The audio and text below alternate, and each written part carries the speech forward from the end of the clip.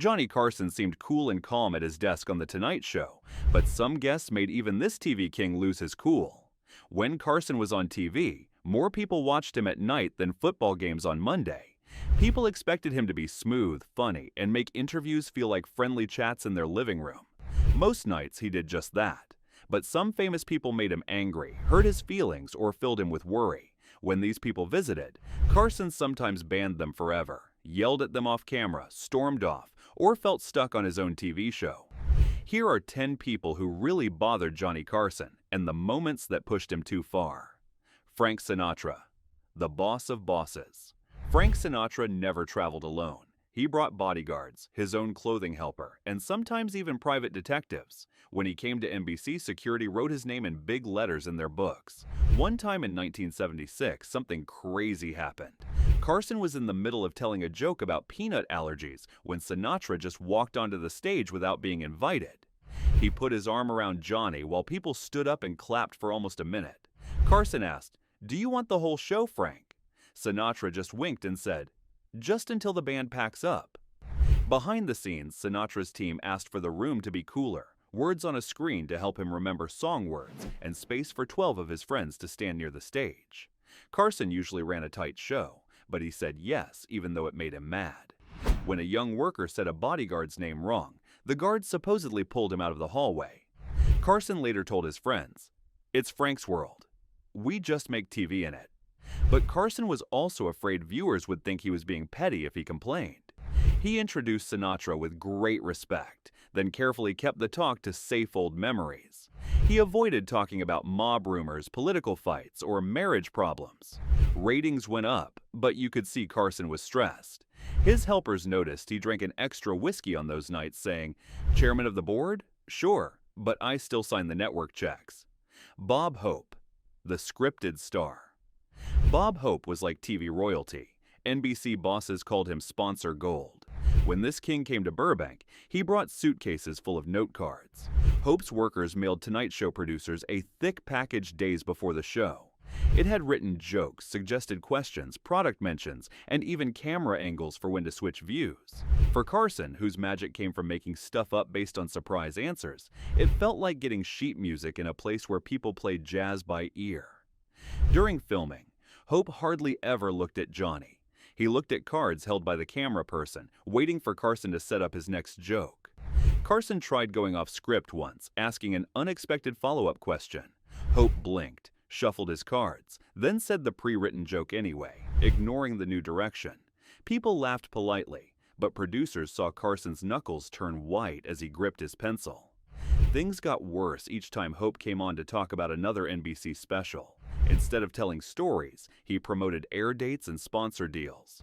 One 1978 appearance included 3 mentions of Texaco in just 7 minutes. Carson joked, "Texaco gets more airtime than I do," but the joke only showed how frustrated he was. Crew members later remembered Carson muttering backstage, "I'm just the warm-up act for a gas station."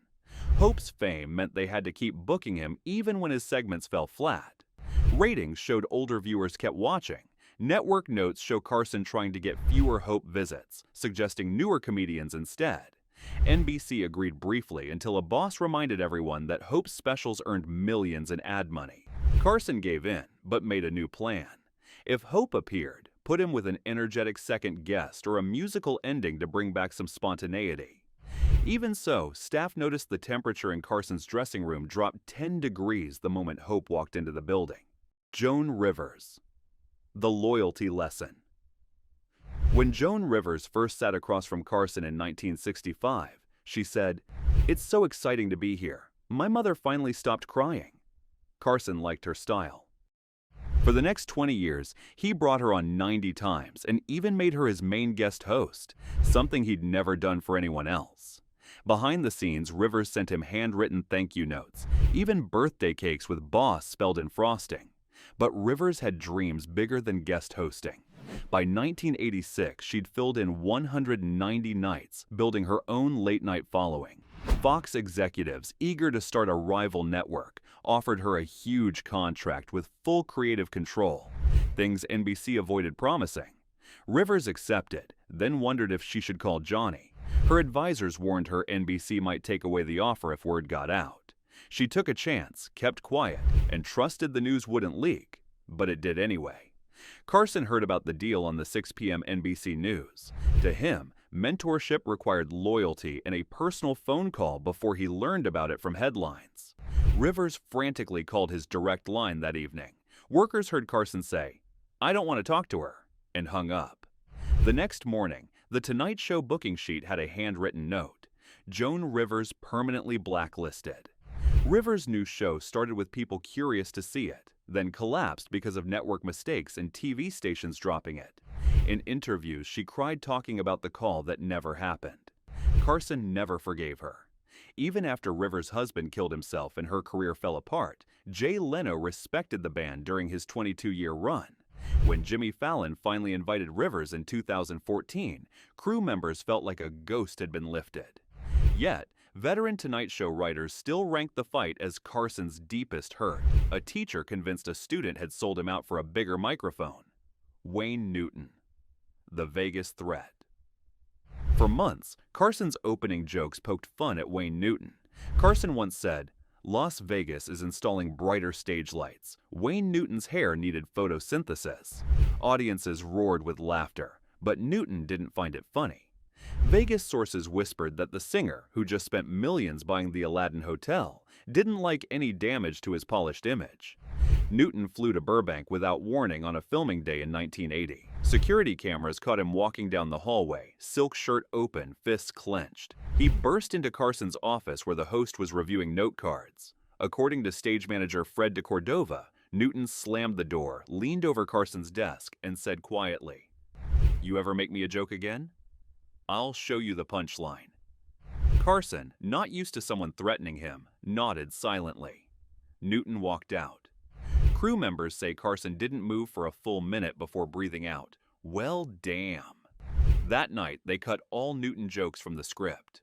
Carson never admitted being scared on air, but insiders saw a change. His opening jokes turned to safer targets: politicians, airlines, the weather. Newton returned as a musical guest only with contract promises. No jokes before or after. No mention of the earlier tension. The once playful host now stepped carefully around a singer's high notes. This proved a single hallway showdown could silence late night's sharpest tongue. Fred Rogers. The pacing problem. Inviting Fred Rogers on the show seemed like a sure way to warm hearts. Pair the gentlest man on daytime TV with late night's favorite host. Even the booking note sounded cozy. 5-minute chat, light demonstration of neighborhood puppets, perfect break from celebrity promotion segments. But from the moment Rogers walked through the curtain, the timing problem became obvious. He paused center stage, gave the crowd a small wave, and said, "Thank you very much, friends. I'm very glad to be here." The applause machine kept going because no crew member could tell if he'd finished his greeting. Carson led with some banter. "I wore my sneakers in your honor." He lifted a shiny dress shoe to reveal a gag pair of bright white Keds he'd put on seconds earlier. Rogers smiled, folded his hands, and replied, "That's very thoughtful, Johnny. Sneakers can help us feel ready to play." The audience laughed politely, expecting a follow-up joke from Johnny. None came. Rogers thought his sentence complete. Awkward silence swallowed the punchline, and the control booth quickly widened the camera shot to show both men. While Carson regrouped, Johnny tried another angle. Kids' letters gone wrong, maybe a craziest fan mail story. Rogers answered with a careful story about a 7-year-old who feared bathtub drains and how imagination can turn fear into curiosity. He spoke in patient, measured phrases, leaving 2-second pauses between thoughts, perfect pacing for preschoolers and an eternity for 11:45 p.m. television. In the control room, assistant director Bobby Quinn tapped a stopwatch. Every planned punchline slid 30 seconds further down the schedule. Card handlers started crossing off jokes because the timing no longer worked. Carson understood the unspoken rule. You don't make fun of Mr. Rogers. Making him the butt of a joke risked looking mean. So Johnny stayed respectful, nodding through what eventually became a 5-minute reflection on the power of make-believe. Viewers at home saw warmth. Stagehands saw sweat forming under Carson's collar. When the band finally played the commercial music, the host exhaled hard enough to fog the desk glass. The post-show review was brutal. A minute-by-minute ratings check showed a 3-point drop during Rogers' answers, and the laughter count compiled by production interns with hand clickers logged 22 laughs. A novelty animal segment the night before had hit 60. But then came the mailbags. Hundreds of handwritten notes praising Rogers' grace, many from parents who rarely stayed up but did that night because their kids begged to watch. "We gained goodwill," producer Fred DeCordova admitted, "just not momentum." Changes followed. Rogers' future invitations were scheduled into December broadcasts when audiences tolerated sentimentality. Writers cut 2 jokes from Carson's monologue to free extra cushion time, and talent coordinators asked Rogers to bring a physical prop, a small trolley, a puppet, so Johnny had something playful to interact with. Even then, directors kept a musical act on standby in case pacing lagged.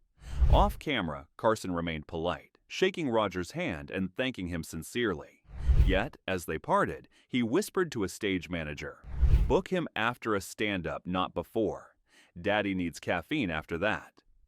Years later, asked in private about the toughest guest he ever hosted, Carson said, "Fred Rogers, wonderful man. But trust me, it's the only interview where I kept checking the clock and my pulse at the same time." Charlton Heston, the history professor. Charlton Heston approached interviews like he was testifying to Congress. Carson would ask, "Chuck, ever get hurt doing those chariot scenes?" Heston would lean back, remembering childhood horse ranching, Yale Drama School, and the philosophy of risk in art. 5 minutes later, finally getting to the cracked rib story, the studio band just sat twiddling their thumbs. Carson's head bobbed politely. During commercial breaks, Heston clarified points with off-air footnotes. He referenced Greek tragedy, quoted Plutarch, and urged Johnny to visit the NRA Museum. Carson preferred quick question punchline exchanges. Heston delivered lectures. After a 1987 episode, producers counted 9 audience laugh moments, down from the usual 30. Carson's crew tried experiments. They placed comic Don Rickles after Heston to bring back energy. Rickles entered, saw the serious mood, and joked, "Who died? Oh, it was the audience." The crowd erupted in laughter. Backstage, Carson thanked Rickles and whispered, "Always follow Moses with mayhem." Heston remained welcome on the show, but with strict time limits. 8 minutes, no political rants, 1 epic story maximum. Don Rickles. The insult tornado.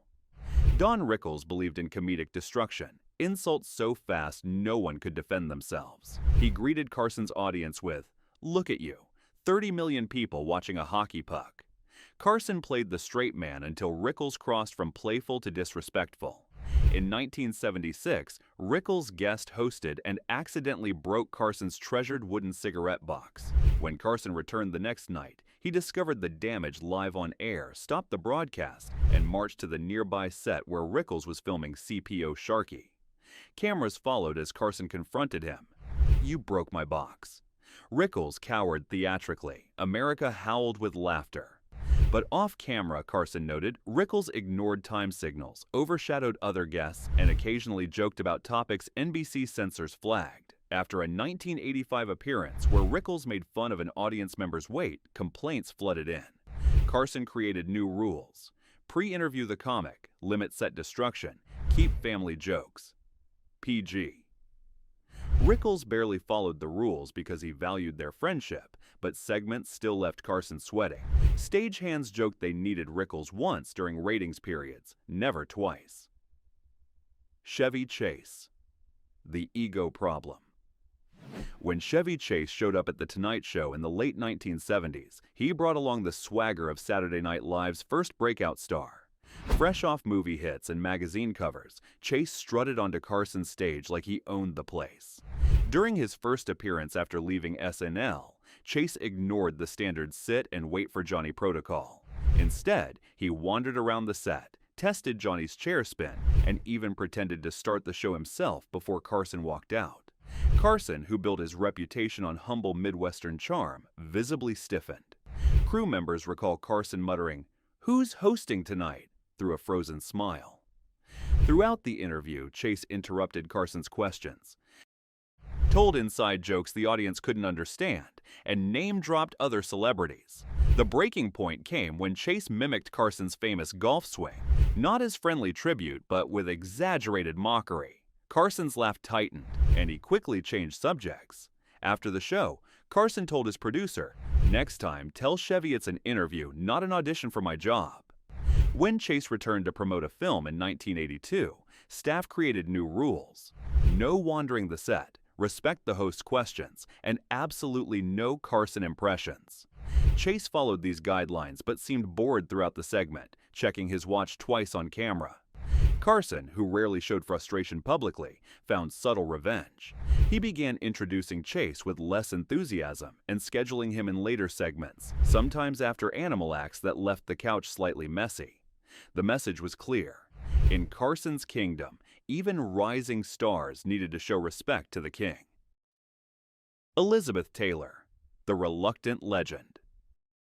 Elizabeth Taylor appeared on The Tonight Show in 1992 after years of Carson's gentle pursuit. The movie icon had avoided late-night appearances, feeling they cheapened Hollywood prestige. When she finally agreed, her demands arrived a week before. Approval of all questions, no Richard Burton mentions, specific lighting angles, and a pre-supplied list of acceptable conversation topics. Carson, who prided himself on spontaneous conversation, balked at the restrictions. In a rare move, he personally called Taylor's manager, arguing that pre-approved questions made for stiff television. They compromised on broad topic areas rather than specific questions. When taping day arrived, Taylor sent an assistant to inspect the set 2 hours early. The staffer requested adjustments to the couch angle, lighting intensity, and even asked that certain colors be removed from the set flowers. Carson, waiting in his dressing room, sipped a vodka tonic and quipped, "I haven't worked this hard for a date since high school." The interview itself started warmly, but cooled when Carson gently steered toward her famous jewelry collection, a topic not on the approved list. Taylor answered briefly, then pointedly changed the subject to her perfume line. After a commercial break, Carson tried again with a softball question about her favorite role. Taylor responded with a 2-minute promotional speech about her upcoming AIDS fundraiser. Producers in the booth saw Carson's shoulders tense. This wasn't conversation. It was a press release with a live audience. When Taylor mentioned her perfume line a third time, Carson finally broke character. "Is there an actual bottle hiding under your chair?" he asked with a smile that didn't reach his eyes. "We could just hold it up and save some time." The audience laughed nervously. Taylor didn't. After the show, Carson told his executive producer, "Stars used to know the difference between an interview and a commercial." Taylor never returned to Carson's Tonight Show, and Carson later described the segment as like dancing with someone who keeps stepping on your feet while checking their makeup in a mirror. 10 difficult guests, 10 types of trouble. Bob Hope's canned jokes, Joan Rivers' betrayal, Wayne Newton's intimidation, Fred Rogers' earnest slowness, Charlton Heston's endless speeches, Chevy Chase's big ego, Frank Sinatra's power moves, Don Rickles' tornado of insults, Elizabeth Taylor's rigid control, all chipped away at Carson's cool attitude. Yet he rarely let viewers see him crack. Watching those episodes now, you'll find tiny clues. A tighter grip on his pencil, a quicker sip from the coffee mug, a slightly forced laugh that lasts a beat too long. That's the hidden skill of hosting, turning irritation into entertainment, betrayal into ratings, dread into an even sharper joke. The next time you watch an old Tonight Show clip, pay attention to the spaces between laughs. You'll glimpse a master juggler keeping flaming torches in the air while smiling for 30 million people and silently hoping the next torch isn't an angry singer or an insult comic with a hammer.